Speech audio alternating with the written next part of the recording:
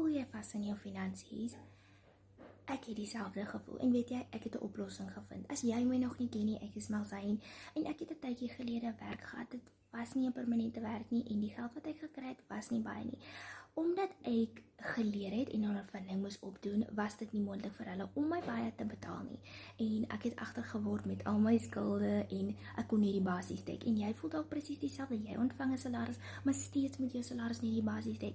Daardie ding wat jy so graag wil hê, moet jy lank voorspaar, en jou skulde word ook net meer, en jy weet, as dit ophoop en ophoop, wat jy lank voor jy klaar maak met die skuld. Jy sou dalk in 'n kontrak werk, en jy weet jou kontrak maak een van die dae klaar, maar wat as ek vir jou kan sê dat jy 'n besigheid kan kry wat klaar opgestel is, wat geen risiko het nie, en waar jy 100% wins kan verdien.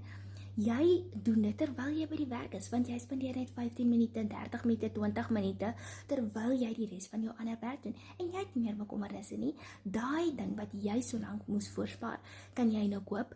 Jou skulde hoef jy nie meer te skiep nie, jy kan hulle betaal, en jy weet, as jy jou kontrakwerk verloor, weet jy het nie bekommernisse oor finansies nie, want jy het 'n aanlyn besigheid waar jy in dollars verdien.